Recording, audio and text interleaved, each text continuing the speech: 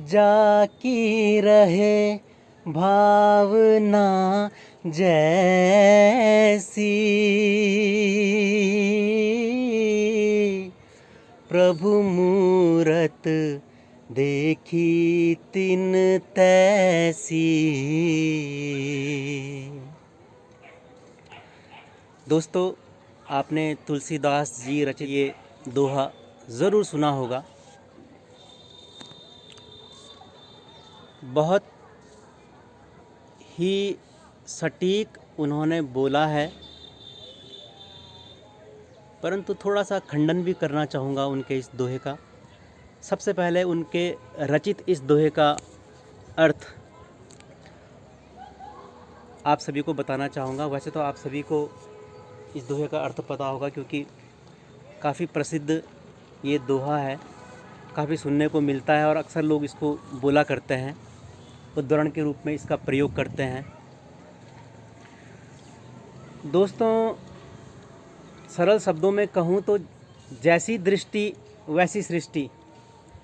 आप जो भाव लिए, जिस दृष्टि को लिए हुए दूसरे को देखते हो, आपको उसकी मूरत, आपको उसकी छवि वैसी ही दिखाई देती है। इंग्लिश में एक प्रोवर्ब है, एवरीथिंग लुक्स पेल टू ए जॉन्डिस्ड आई। इसका अर्थ भी वही है कि सावन के अंधे को हर चीज़ हरी ही नज़र आती है। हरा चश्मा पहने हुए यदि आप दुनिया को देखोगे तो आपको सारी दुनिया हरी ही नज़र आएगी। तो आप जिस भाव से जिस इंसान को जैसा देखोगे वैसा ही पाओगे। यदि आप लालची हैं तो आपको दूसरा मनुष्य भी लालची दिखाई देगा। यदि आप ज़्यादा क्रोध करने वाले हैं तो आपको दूसरे का तेज बोलना, ज़ोर से बोलना, आपको उसका क्रोध नज़र आएगा। यदि आप साधु सज्जन स्वभाव के हैं तो आपको हर इंसान साधु सज्जन और मीठा बोलने वाला ही नज़र आएगा। किसी को पत्थर में भगवान नज़र आ सकते हैं और किसी को भगवान में हैवान भी नज़र आ सकता है। दोस्तों, ये सब अपनी अपनी दृष्टि और अपने अपने भाव का कमाल है।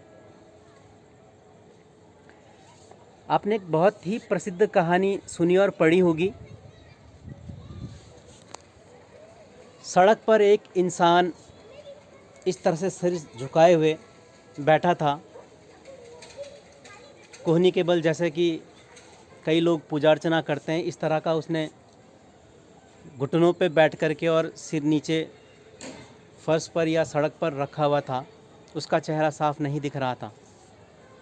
सुबह का समय था, तो एक चोर उस रास्ते से गुज़रता है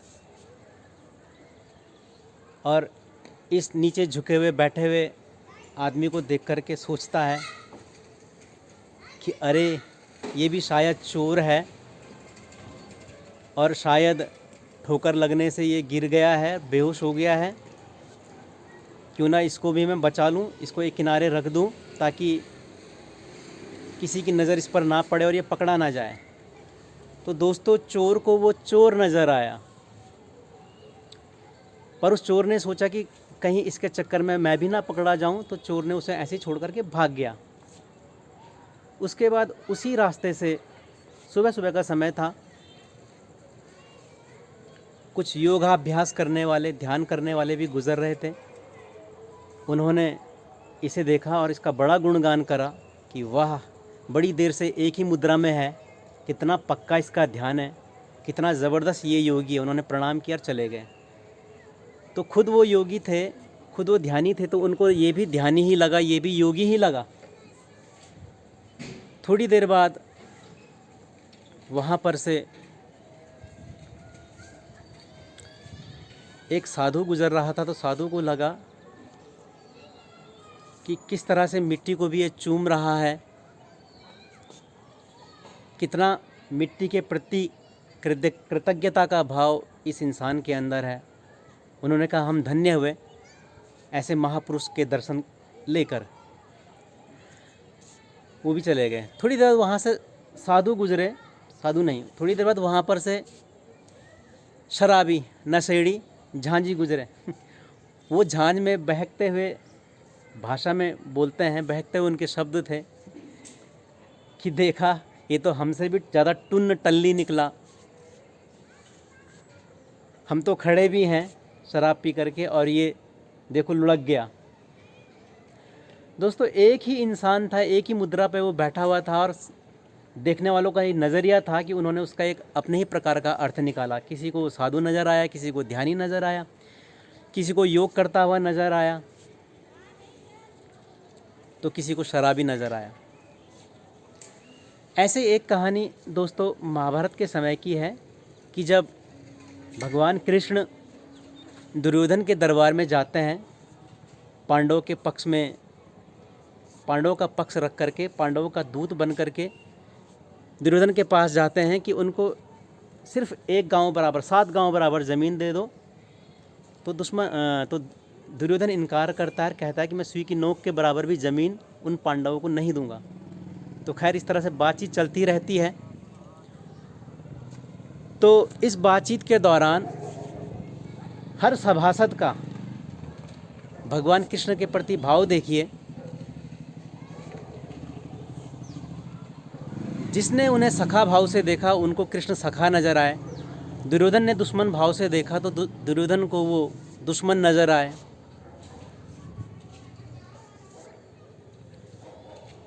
जिसने साधु भाव से देखा उसे साधु नज़र आए, किसी ने पुत्र भाव से देखा तो उसको पुत्र नज़र आए। भीष्म ने प्रभु भाव से देखा तो भीष्म को भगवान नज़र आए श्री कृष्ण के अंदर। कहने का तात्पर्य है आप जिस भाव से जिसको देखते हैं आपको वैसा नज़र आता है। दोस्तों यहाँ पर एक स्पष्टीकरण देना चाहूँगा। उससे पहले मैं ये बताना चाहूँगा आपको जो मैंने अनुभव किया है। आप एक साधारण सी एक सामान्य बात बोलते हो, बात का अपना कोई रूप नहीं होता है। देखने वाला जिस भाव से देख रहा है, सुनने वाले को वो भाव नज़र आता है। किसी ने आपको बोला ज़रा एक किनारे हट जाइए। यदि आप क्रोधी स्वभाव के हो, आपको लगेगा ये आपको धमकी दे रहा है, आप उसका जवाब उसी अंदाज में दोगे। आपको लगेगा ये आपको ललकार रहा है, बिल्कुल धमका करके बोल रहा है कि यहाँ पर से हट जाओ। यदि आप शांत स्वभाव के हो तो आपको उसकी यही बात एक विनम्रता के रूप में नज़र आएगी। आपको लगेगा वो आपसे रिक्वेस्ट के भाव से कह रहा है, एक प्रार्थना के भाव से कह रहा है कि ज़रा एक किनारे हट जाइए। तो आपके मूड पर, आपके भाव पर डिपेंड करता है कि आपको दूसरे का भाव, दूसरे के बोलने का अंदाज़ कैसा नज़र आता है। दोस्तों मैंने देखा कई शक्की लोग जो खुद शक्की होते हैं, वे दूसरों पर शक करना प्रारंभ कर देते हैं। अपने शक की वजह से वो दूसरों का जीवन भी दूभर कर देते हैं। मैंने कई लोगों को देखा दूसरों पर कई तरह का शक करते हुए, तंत्र मंत्र का शक करते हुए, जादू टोना का शक करते हुए, क्योंकि वो खुद जादू टोना करते हैं, खुद तंत्र मंत्र विश्वास करते हैं। दोस्तों मैं ये तो नहीं कहूँगा कि तंत्र मंत्र का असर होता है या नहीं होता है, लेकिन तंत्र मंत्र का इतना असर ज़रूर होता है कि रिश्ते टूट जाते हैं, रिश्ते खराब हो जाते हैं। तंत्र मंत्र को मानने वाला इंसान जितना नुकसान अपने खुद का करता है या जितना नुकसान दूसरे का करता है, उतना ही खुद का भी करता है। कई बार अपना नुकसान उसका कई गुना ज़्यादा होता है, जो कि उस वक्त पता नहीं चलता, लेकिन सने सने समय बीतते बीतते उसको एहसास ज़रूर होगा एक बार कि उसने ज़्यादा खोया इस शक की प्रवृत्ति के कारण। तो जो खुद जैसा भाव रखता है उसको पूरी दुनिया वैसे ही नज़र आती है। दोस्तों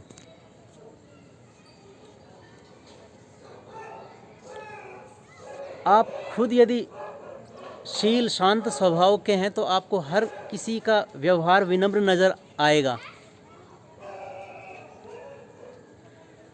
अब दोस्तों इस बात का खंडन, इस दोहे का खंडन करते हुए मैं एक अपनी राय भी देना चाहूँगा। कई बार आप अपने भाव के कारण नुकसान में रहते हैं, आप पर विपत्ति आ सकती है। दोस्तों आपके खुद का भाव अच्छा है, दूसरे का भाव खराब है, दूसरे की मानसिकता विकृत है, दूसरा पागल है, आप उसको अच्छे भाव के कारण आप उससे बात करते हो, आप कोई प्रस्ताव उसके सामने रखते हो या कोई भी बात कहते हो, क्योंकि उसकी खुद की मानसिकता विकृत है, हो सकता है वो विकृत मानसिकता के कारण आप पर हमला कर दें, आपका दुष्प्रचार कुप्रचार कर दें, आपकी बदनामी कर दें। मान लिया जाए आप किसी बैंक में काम करते हैं, आप किसी भी रेलवे स्टेशन में हैं, आप किसी ऑफिस में हैं, आप कहीं भी सेवारत हैं और आपको आपसे उच्च अधिकारी अपने पास बुलाता है, आपका उस उच्च अधिकारी के प्रति अच्छा भाव है, आप जाते हो, आप उसको प्रणाम करते हो, वो कहता है थोड़ी देर के लिए यहाँ पर ठहरो ज़रा, आप उसको अपना कर्तव्य मान करके वहाँ पर रुकते हो, क्योंकि आपको लगता है कि आपसे उच्च अधिकारी ने आपको कुछ कहा है तो आपको पालन करना चाहिए। लेकिन वही उच्च अधिकारी आपको बाद में फंसा देता है किसी फ्रॉड के, रिश्वत के केस में या चोरी के केस में। ये तो एक छोटा सा उदाहरण बता रहा हूँ दोस्तों, कुछ और भी उदाहरण हो सकते हैं। यानी कि आप अच्छे भाव से, क्योंकि आपका दिल अच्छा है, आप अच्छे भाव से वहाँ पर ऑफिस की निगरानी के लिए थोड़ी देर के लिए बैठे हैं वहाँ पर, और आप पर ही इल्ज़ाम लग गया। ऐसे ही कुछ भी हो सकता है दोस्तों। तो अपने भाव के अनुसार दूसरे से ना मिलिए, मैं ये कहूँगा। आप उसका जो सच्चा गुण धर्म है उस इंसान का, उसके अनुरूप उस इंसान से मिलिए। आपका भाव तो अच्छा, आप अच्छे भाव से मिलोगे, लेकिन उस इंसान के मन में क्या भाव है वो जानना ज़रूरी है। उसे जाने बगैर आप उससे नहीं मिलिए, नहीं तो नुकसान में रहेंगे। दोस्तों एक उदाहरण दूंगा, यदि आपका हाथ कोई आग की भट्टी में रख रहा है, आपको आग की प्रकृति पता है, आग जलाती है, और जबकि आपके मन में ये भाव है कि ये जो आग है इस पर मैं हाथ रखूँगा तो मेरा हाथ बर्फ़ की तरह ठंडा हो जाएगा, मुझे ठंडक पहुँचेगी। दोस्तों आपका मन में जो भाव चल रहा है वो ये है कि आपको ठंडक पहुँचने वाली है। दोस्तों आपका भाव जो है ठंडक वाला भाव है। आपने आग का गुण धर्म नहीं जाना, उस गुण धर्म को जाने बगैर आपने आग में हाथ डाला और आपका हाथ क्या होगा आपको पता है, जलेगा। चाहे आपका भाव क्या था कि आग आपको नहीं जलाएगी। दोस्तों कहने का तात्पर्य आपका भाव अच्छा था, लेकिन आग का भाव वैसा नहीं था, आग ने आपको जला दिया। ऐसे ही इंसानों की प्रवृत्ति, इंसानों की प्रकृति हो सकती है। आप अपने अच्छे भाव को लेकर के उस इंसान से मिले और उस इंसान ने आपको नुकसान पहुंचा दिया। आपके अच्छे भाव रखने से कुछ नहीं होगा दोस्तों। आपको उस व्यक्ति, उस वस्तु के भाव को समझना होगा पहले, और तब उससे मिलना होगा, तब वैसा आपको व्यवहार करना चाहिए। थोड़ा सा अनुभव सिद्ध दृष्टि रखिए, दूरदृष्टि रखिए, और उस इंसान की प्रकृति और प्रवृत्ति के अनुसार उससे मिलिए। यदि आपको अपने आप पर गंभीर आरोप, गंभीर नुकसान होने से यदि आपको बचाना है तो पहले उस व्यक्ति का गुण धर्म जान लीजिए, उसका सच्चा व्यक्तित्व जान लीजिए, तब आप उससे मिलिए। अपना भाव लिए हुए मिलेंगे तो पूरी उम्मीद है कि चोट ही खाएंगे। विचार कीजिएगा।